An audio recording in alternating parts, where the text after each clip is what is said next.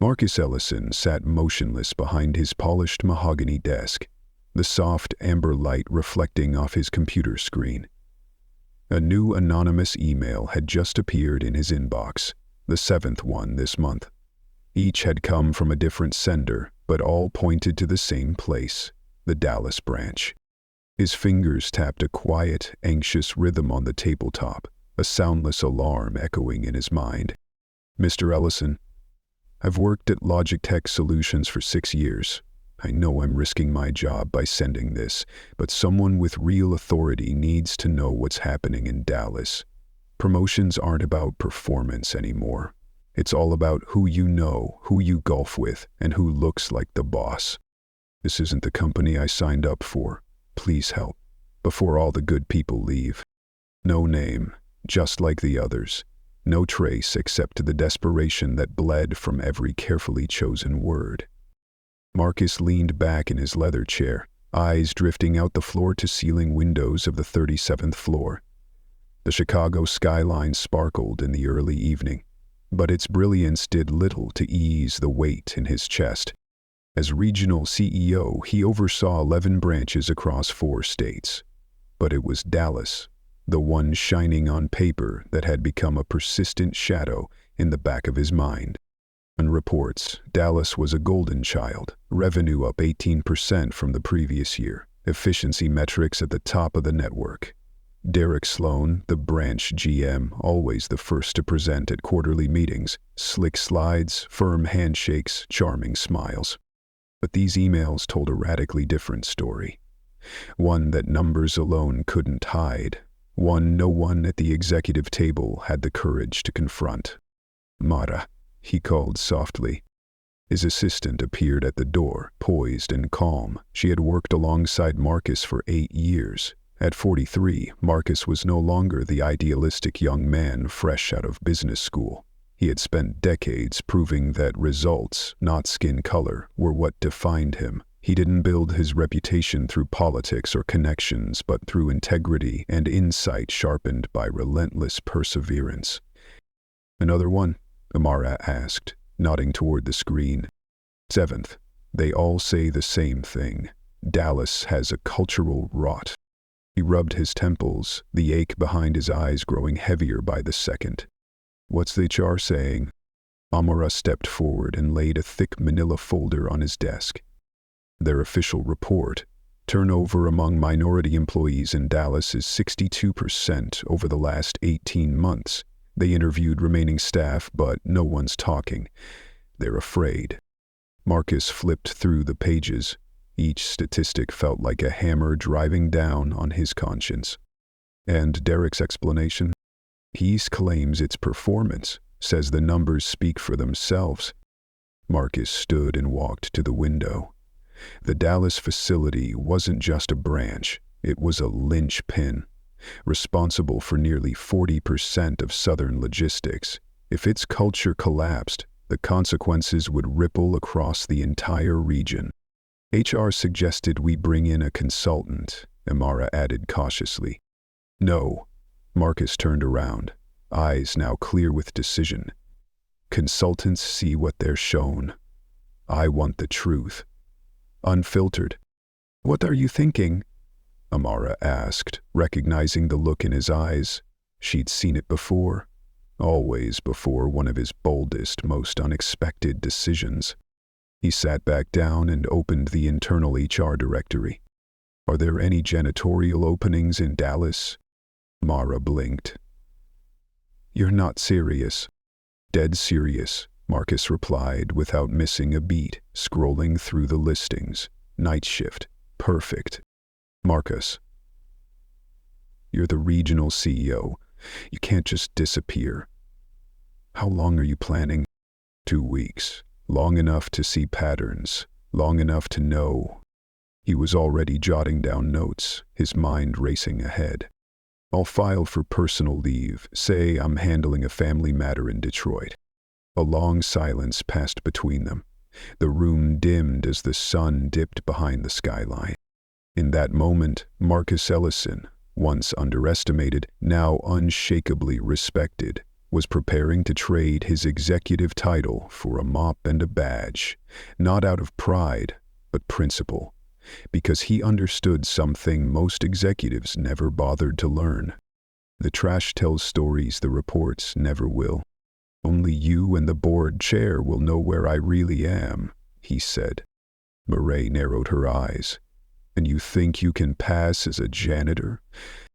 Marcus smiled, not out of arrogance, but memory. Before business school, I worked nights cleaning office buildings just to make rent. I still remember which industrial cleaners work best on what floors. Trust me.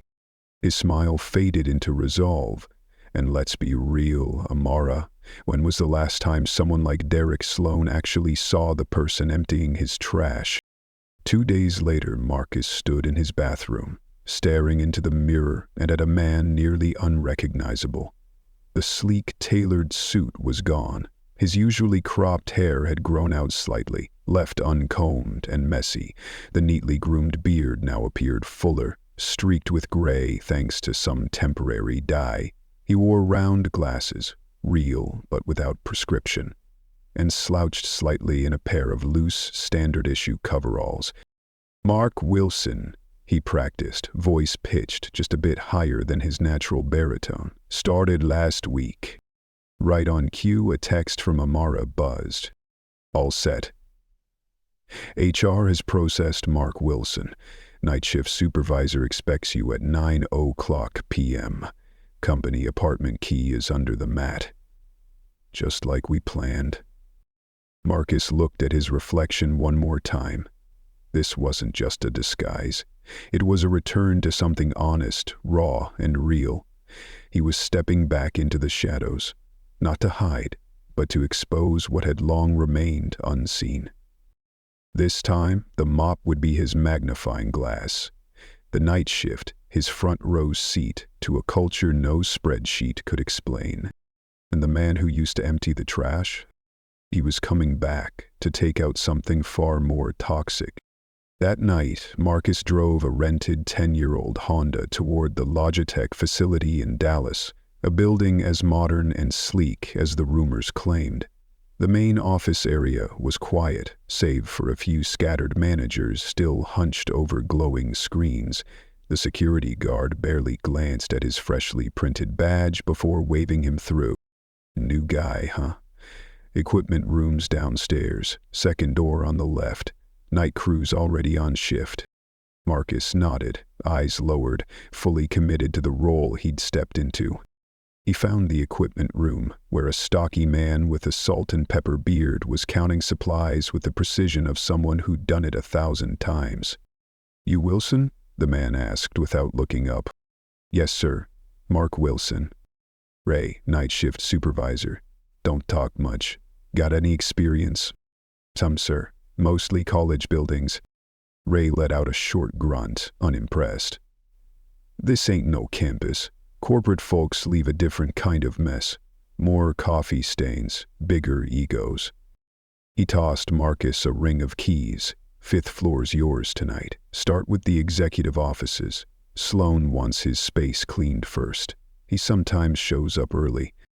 Marcus took the keys, a strange weight settling in his stomach. Part unease, part something deeper and quieter, a silent grief. After 15 years of clawing his way up the corporate ladder, here he was again, pushing a janitor's cart, preparing to clean the office of a man who worked for him. A man poisoning the culture of an entire branch with the subtle ruthlessness of unchecked authority. "Calm or thing," Ray added, voice dropping. "Steer clear of Sloan if he's around. Guy's got a temper, especially with service staff. Lost 2 janitors last month after run-ins with him." "Understood," Marcus said quietly. That was his first piece of evidence. A small detail, but telling. As he pushed his cart into the elevator, a calm settled over him, unexpected and steadying. The plan was unconventional, maybe even career-threatening if uncovered. But tonight's task, stripped of boardroom spin and corporate jargon, was strangely grounding. No PowerPoint slides, no polished language, just a floor to clean, truths to uncover, and justice waiting quietly in the dark. When the elevator doors opened on the 5th floor, Marcus stepped into the kingdom of a man who had built an empire of exclusion. The executive suite was cloaked in shadow, only the soft glow of the Dallas skyline spilling through the blinds. He didn't flip the overhead lights, he preferred the anonymity of low light, the comfort of not being seen. Derek Sloan's office was unmistakable, the largest corner space with General Manager etched in bold lettering on the glass door. Golf trophies lined the credenza. Photos of Sloan with various executives decorated the walls. One even showed Sloan shaking hands with Marcus himself at last year's leadership summit. The irony burned like ice. As Marcus emptied the trash bin, a crumpled paper caught his eye. Smoothing it out, he froze. The resume. Across the top, scrawled in harsh red ink, "Too ethnic." The applicant's name, Jamal Washington, engineering degree from Georgia Tech, 4 years of experience at a competing logistics firm. Evidence, Marcus whispered to himself, folding the paper and slipping it carefully into his pocket. He continued working the floor, his eyes alert, his ears sharper than ever. In the break room, he studied a bulletin board plastered with photos from a recent team-building event. Nearly every face looked the same. Next to the coffee machine, a calendar listed upcoming interviews for 2 mid-level management roles. But the applicants, the ones whose resumes now sat in trash bins, had clearly never stood a chance. By 5:00 a.m., with the first light of dawn streaming through the windows, Marcus had assembled a mental dossier. 2 more discarded resumes, each with non-Anglo names and impressive credentials. Team photos lacking visible diversity. An organizational chart showing every leadership role filled by someone who looked eerily like Derek Sloan. Returning to the supply room, Marcus found Ray wrapping up his paperwork. "How'd it go, new guy?" "Fine," Marcus replied, voice flat but steady, his cover intact. "You don't say much." "That's good. Eyes open, mouth shut. You'll last longer than most." Marcus nodded, unsure whether it was a warning or just practical advice. But he knew this much. Truth might be wiped from whiteboards or buried in sanitized reports, but it always left residue. And no matter how hard they tried to erase it, someone willing to look in the right places could always find it. "See you tomorrow night," Ray said, returning to his clipboard. "And, heads up, couple of high-profile interviews happening this week. Suits he'll be prowling. Keep your head down." "Understood," Marcus said coolly, but inside, a new energy stirred. This might be the perfect opportunity to see exactly how Derek Sloan operated when talent walked through the door. Driving back to his temporary apartment, the rising Dallas sun bathed his windshield in pale gold, but the warmth never reached him. The whispers from anonymous emails were no longer vague or theoretical. They were taking shape, each truth peeling back another layer of a rotten core. And for Marcus, what he'd seen was just the beginning. After only one night undercover, he had already uncovered more than HR had in 6 months. But he knew there was more. How deep did Sloan's bias run? How far had this culture of exclusion truly spread? He didn't know then that in just 3 days, Derek Sloan would make a mistake. One careless, condescending joke about a janitor conducting interviews. A joke that would become the tipping point for everything. Marcus's 3rd night began as the others had, but something had shifted. The janitor's uniform no longer felt like a disguise. It felt like armor. People passed him without pause, eyes sliding over him like he was part of the furniture. But that invisibility, it was his greatest power. It let him hear what others kept quiet, see what others concealed.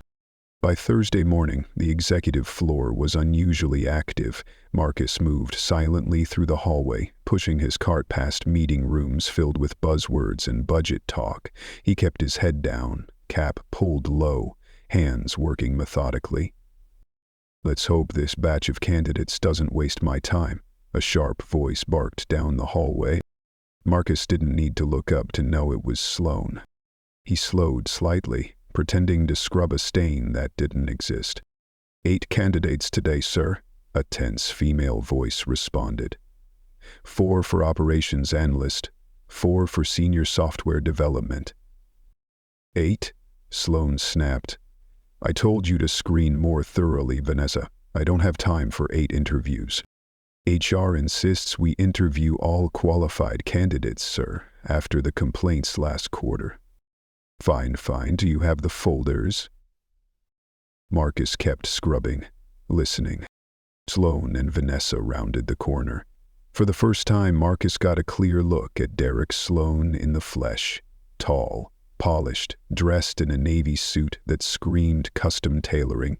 And that walk, the unmistakable swagger of someone who believed every victory had been earned through sheer brilliance.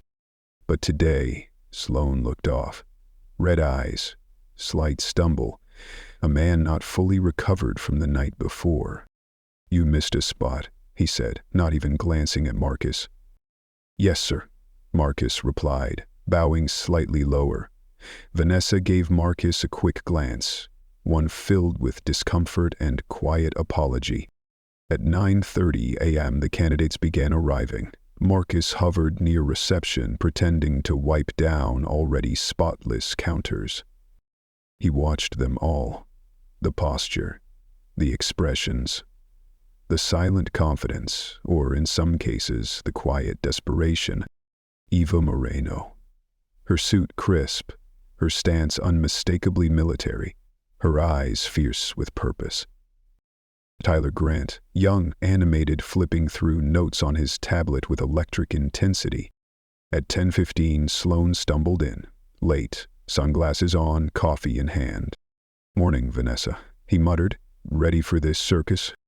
Vanessa scrambled to smooth things over with the waiting applicants. Mr. Sloane was tied up with a client call. Out in the hallway, Sloane's phone rang. He cursed under his breath and pulled Vanessa aside. Westlake Investor moved the tea time up. I need to be there in an hour. What about the interviews? Cancel them. We can, sir. Corporate HR is monitoring this round closely. Sloane scanned for a scapegoat. Then his eyes landed on Marcus wiping down the water cooler. Hey, you there? Marcus looked up. Yes, sir. What's your name? Mark, sir. Mark Wilson. Perfect. You want to play boss for a day? Go in there and interview them for me. Let's see how many dreams a janitor can ruin. Marcus feigned hesitation, heart pounding. I'm sorry, what? Just sit in there, pretend you know what you're doing, jot down a few notes. Vanessa will report that the interviews were conducted. Who cares what a janitor thinks anyway? Sloane chuckled with that smug confidence of someone too arrogant to see the edge of a cliff he was walking toward. Just don't spill any cleaning fluid on the paperwork. Vanessa went pale. Mr. Sloane, I really think... It's fine, I already made my decisions, he interrupted, lowering his voice, but not enough to keep Marcus from hearing. My buddy's nephew from Omega Phi is getting the dev role. The other one's going to Jessica in marketing. She's smart and well. Tall legs never hurt. With a crooked grin, he turned and strutted toward the elevator, completely unaware that the man he just mocked held the power to unravel everything he'd built. Marcus stared at the stack of resumes in his hands. Vanessa remained frozen. Pleaded, I'm so sorry about this, I can try to reschedule. No need, Marcus cut her off, voice steady, firm. I can handle it. Are you sure? I've been in plenty of interviews before, he said softly. It wasn't a lie. He had led hundreds in his career.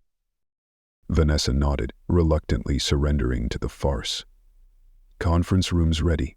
I'll send in the first candidate in 5 minutes. As she walked away, Marcus entered the room and quietly shut the door behind him. On top of the piles sat the resumes for Eva Moreno and Tyler Grant. He scanned them quickly, his instincts as an executive kicking in. The janitor's uniform he wore no longer felt like a disguise. It felt like armor. protecting him while arming him with the perfect vantage point to confront injustice. Eva's file stopped him cold. Bronze Star Medal, 2 deployments in Afghanistan, master's degree in operations management, 4 years at a rival logistics company with glowing recommendations. But, scribbled across the top in Sloane's handwriting, doesn't fit the culture. Tyler's resume was no less impressive, despite lacking a traditional college degree.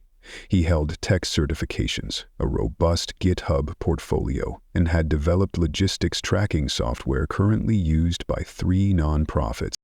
Sloane's notes: no degree, no real experience. Pass. A knock on the door snapped Marcus out of his thoughts. Vanessa peeked in. "Mr. Wilson, Eva Moreno is ready." Marcus nodded, straightened his posture, but kept the humble air of a janitor. "Send her in." Eva entered with the precision of someone who had once worn a uniform. Her steps were confident, her handshake firm. She paused slightly when she saw the man interviewing her dressed in coveralls, but quickly masked her surprise. "Please, have a seat," Marcus said, voice calm and measured. "I'm Mark Wilson." "Eva Moreno," she replied, sitting tall, placing her resume carefully on the table in front of her. Now the real interview, and a long overdue moment of fairness, was about to begin. "I wasn't expecting. I thought Mr. Sloane," she faltered briefly. "He had an urgent matter. I've been asked to handle preliminary interviews," Marcus replied, his voice warm, controlled. Not a lie, but not the whole truth either. Eva nodded, her professionalism showing in the way she pivoted and accepted the situation without further hesitation. "I appreciate the opportunity," she said sincerely. "I've reviewed your background, Ms. Moreno. Your military service is commendable." "Thank you." The transition from military logistics to corporate operations wasn't easy, but at the core, it's about the same principles: resource allocation, risk assessment, adaptability. In Afghanistan, those skills saved lives. Here, they save time and money, but the satisfaction of turning chaos into order, that stays the same. Marcus nodded slowly. There was something in her cadence, measured, sharp, confident, that reminded him of the best people he'd ever worked with. People who, if given a chance, didn't just improve a team, they transformed it. The interview lasted 40 minutes. Marcus, still in disguise, asked questions at a level few applicants ever got from someone outside senior leadership. Conflict resolution strategies, optimizing end-to-end supply chains, thoughts on the current inefficiencies in the company's operational flow. Eva didn't speak in theory. She cited real scenarios, referenced case studies she'd created, and demonstrated the kind of critical thinking you don't fake. "Last question," Marcus said, leaning in slightly. "I see you previously applied to our Northeast branch and were turned down. Why did you choose to try again with Logitech?" For a moment, a flicker of disappointment passed through her eyes, a memory that still stung. "The interviewer told me I wasn't a cultural fit, that I might be too serious for their team dynamic." She paused, swallowing back the bitterness. "But I believe in Logitech's mission, innovation through inclusion. I just hope this branch sees my seriousness as a strength, not a liability." Marcus took a beat, then nodded. "Thank you for your honesty." After Eva left, the next applicant stepped in, Tyler Grant. Young, animated, his every movement brimmed with unfiltered enthusiasm, like he carried a spark of innovation no one had seen yet. "Whoa, casual Fridays just hit different," Tyler quipped, then caught himself. "Sorry, I didn't mean to offend." "It's okay," Marcus said with a small smile. "Please, have a seat." Unlike Eva, Tyler was a whirlwind of energy. He hadn't walked the Ivy League path, but there was a raw brilliance in him.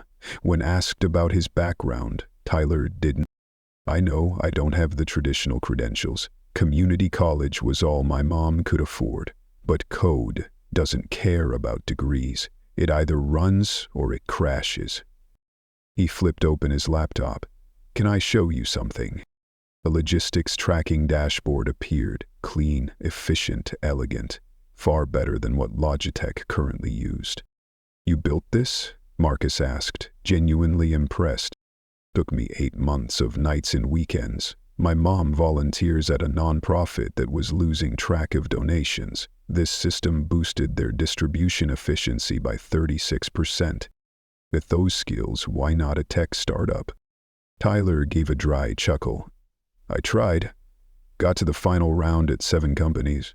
Everyone loved the product, but in the end, they picked candidates with more traditional backgrounds. Why Logitech? Then, the CEO said something in an interview once that stuck with me. Judge people by what they create, not by the path they took to get here. He grew up without advantages, like me. When I heard that, I thought, maybe I've got a shot." Marcus paused. That quote, it was his, from an interview he gave last year. And now here it was, his own words echoed back as someone's last strand of hope. "You don't exactly match the typical profile for our tech team," Marcus said thoughtfully. "Maybe not, but I'll work harder, code better, and beat anyone else you're considering." There was no arrogance in Tyler's tone, just conviction, and it reignited something in Marcus he hadn't felt in a long time. The rest of the day unfolded with 6 more interviews. Some were competent, others missed the mark, but none reached the clarity and brilliance that Eva and Tyler had delivered. When the last candidate left, Vanessa entered, visibly anxious.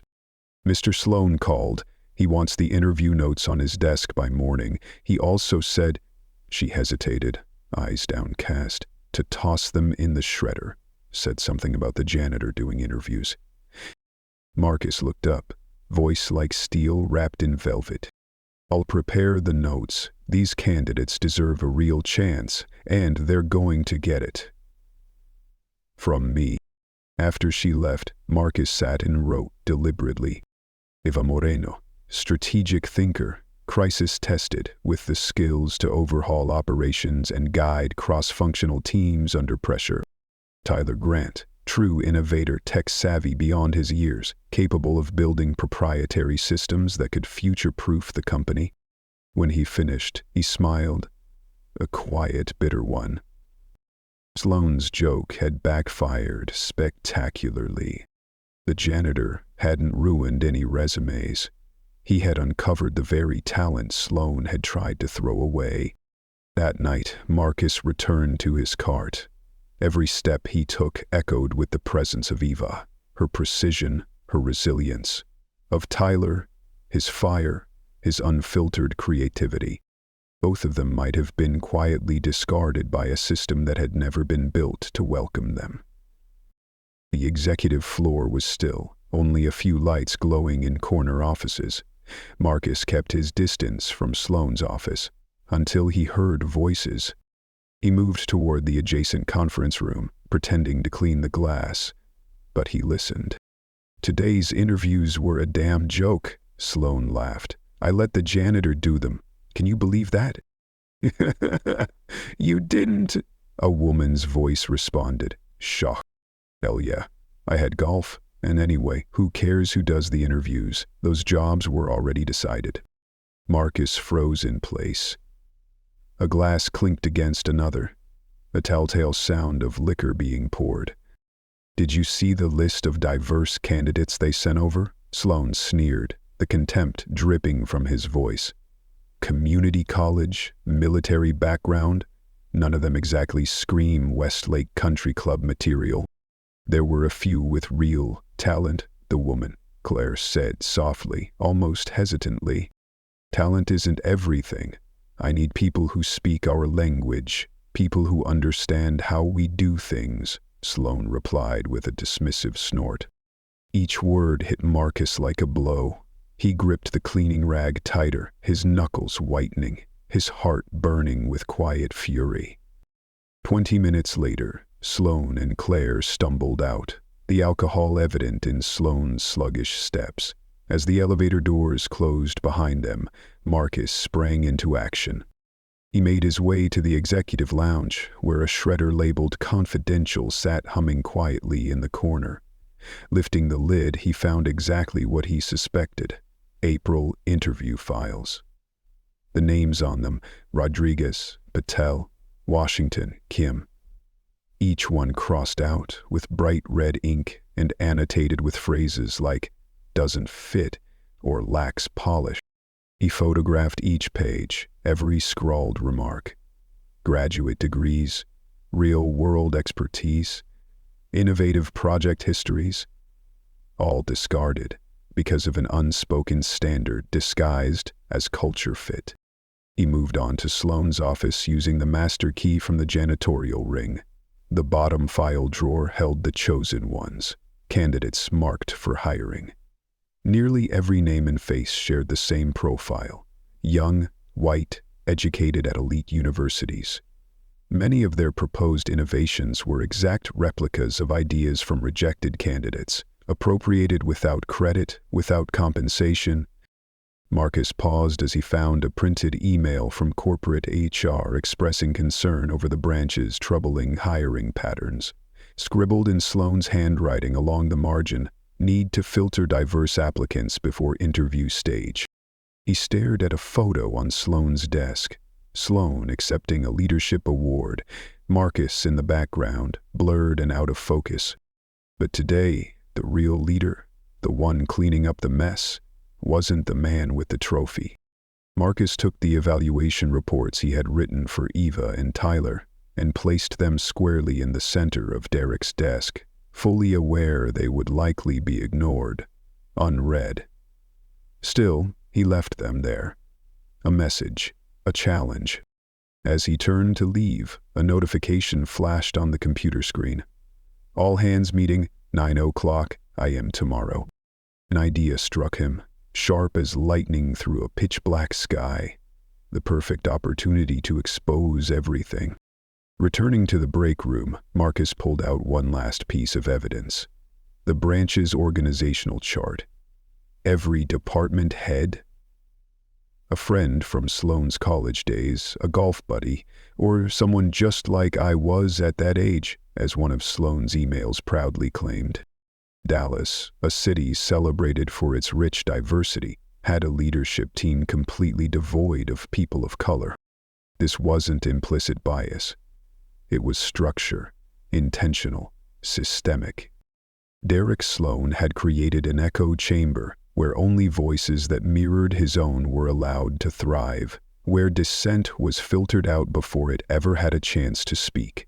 On paper, the branch appeared profitable, but in truth it was hemorrhaging talent, smothering innovation, and rewarding mediocrity under the guise of cultural fit. Close to midnight, in his modest rental apartment, Marcus spread the evidence across the bed: photos, emails, HR reports. He laid the janitor's uniform beside a neatly pressed suit, each representing a version of himself. One hidden, one ready to be seen. For 2 weeks, he had been invisible. Tomorrow, he would step into the light. Just before bed, his phone buzzed. A text from Amara. "How's it going? Find anything?" Marcus replied simply, "More than enough. Time for change. See you at the meeting." He set his alarm for 6 o'clock a.m. Derek's joke about letting the janitor do interviews? That joke was about to end his career. The next morning, the Logitech Dallas conference room buzzed with hushed conversation. Nearly 70 employees filled the space, glancing at their watches, murmuring among themselves. At 8:55, Derek was nowhere to be seen. Marcus, still dressed in his janitor's gear, pushed his cart slowly around the perimeter of the room, eyes quietly scanning faces. Department heads scrolled through their phones. A few checked the time again. They were used to the boss being late. At 9:10, Derek strolled in, coffee in hand, completely unapologetic.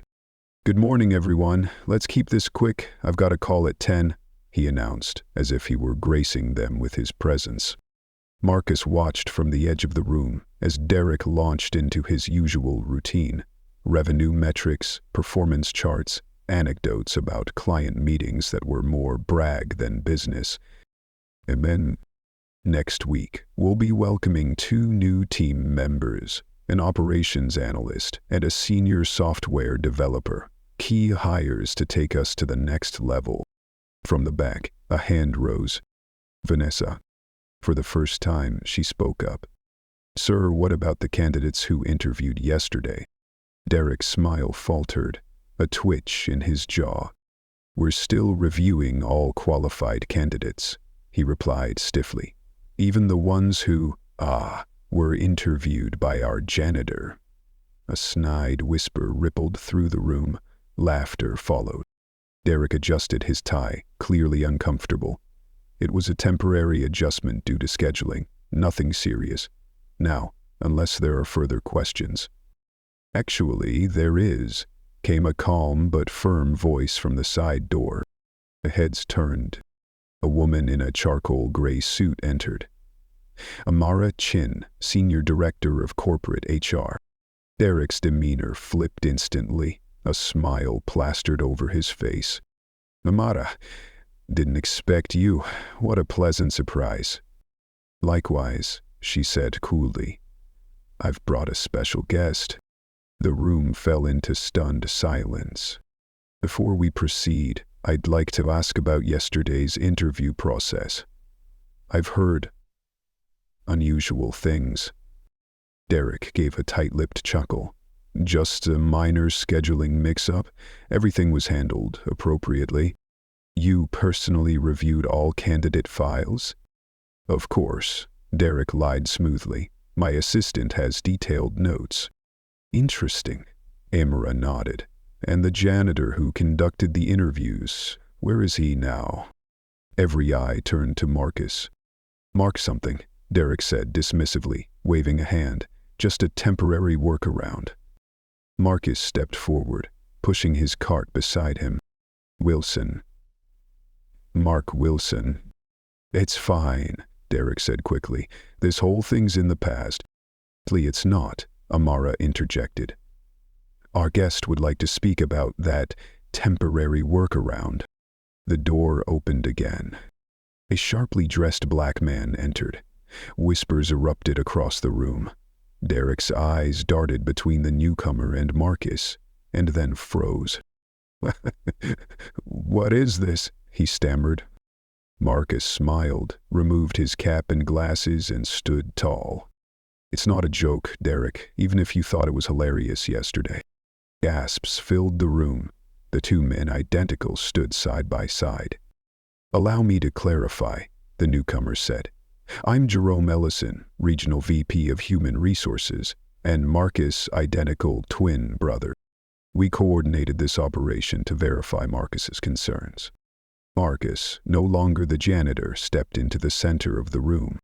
2 weeks ago, I received multiple anonymous complaints of discrimination at this branch.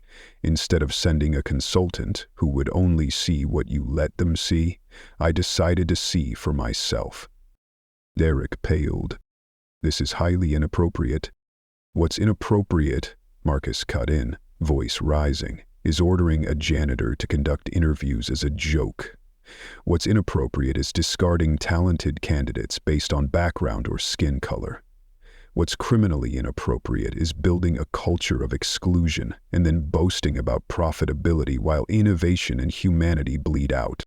He tapped a remote. Slides appeared behind him. Resumes with red-lined comments, emails with discriminatory notes, a comparison of rejected candidates versus the lesser qualified hires. Yesterday, I interviewed 8 people. All of them outperformed the 2 individuals you selected. Eva Moreno and Tyler Grant stood out. Their resumes appeared on screen, annotated with Marcus's own notes. Eva, a decorated veteran logistics expert. Tyler, a self-taught coder who developed a superior tracking system. He turned to Derek, eyes locked. You dismissed both before they ever entered the room because they didn't fit the culture. Derek fumed. You can't. But I did, Marcus said firmly. And as regional director, I have already approved the hiring of both Eva and Tyler, effective immediately at a higher tier than the original roles. The room erupted, scattered applause breaking through murmurs of shock. Eva Moreno, Deputy Director of Operations. Tyler Grant, Lead Developer for the new proprietary logistics platform. Marcus announced, letting the names sink deep into every stunned expression. Both positions will report directly to me, Marcus continued, voice calm but steely. No regional filter, no interference. Derek's face twisted with rage. You can't just walk in here and yet, I already have, Marcus interrupted, voice unwavering. Logitech thrives on talent, innovation, and diverse perspectives. 3 things you've systematically suppressed for years. He turned to the room, sweeping his gaze across the faces now looking at him not with mockery, but attention. This ranch will undergo a complete cultural overhaul, effective immediately. We'll implement an anonymous reporting system. Hiring will prioritize diversity and merit. And most importantly, his eyes locked on Derek, executive leadership will be held accountable under direct supervision. The room went dead silent. No more laughter, no more dismissive glances. Derek Sloan, Marcus said, voice low but resolute, like a verdict being delivered. You are hereby removed from your position as branch director, effective immediately. You will be reassigned to the Internal Compliance Department as a junior-level analyst while we investigate all HR violations under your leadership. Derek's face turned crimson. You can't demote me like this. I've delivered record profits. Marcus tilted his head, steady and unimpressed. At what cost? Driving out talent, choking innovation, building a culture of fear and exclusion? That's not profit, Derek. That's damage, and this company can no longer afford to keep paying for it. 3 months later, Marcus stood in the same conference room, but now it was transformed. Gone were the identical suits and hushed compliance. In their place sat a diverse, energized leadership team, selected not by who they knew, but by what they could do. Q2 numbers just came in, said Eva Moreno, now Deputy Director of Operations. With the precision of her military background, she had restructured the warehouse flow, cutting order fulfillment time by 22%. Not only did we maintain profitability, but we reduced turnover by 64%. Awesome. Tyler Grant chimed in, his energy as infectious as ever. The new logistics platform rolls out company-wide next month. Beta testing shows a 40% increase in accuracy and a 28% drop in processing time. Marcus nodded, pride shimmering behind his calm exterior. What had begun as a quiet investigation had become a sweeping transformation. Where once there was rot, now there was revival. After the staff update, the confessions began. Employees who had remained silent out of fear started stepping forward, sharing what they'd endured. Derek's conduct turned out to be worse than Marcus had uncovered: intimidation, exclusion, erasure of contributions. Dozens of former employees contacted HR, revealing a web of bias stretching back years. Though Derek initially threatened legal action, he eventually resigned, overwhelmed by the sheer volume of damning evidence. His myth of high-profit leadership collapsed, exposing the ugly truth. A culture that stole credit and crushed creativity. As of today, Jerome reported, Marcus's twin brother, temporarily based in Dallas to oversee reform. We've received 16 internal applications for the new mentorship program, and 42 former employees have expressed interest in returning. There were still challenges. Some of Derek's inner circle had left on their own. Others struggled in a workplace where favoritism was no longer currency.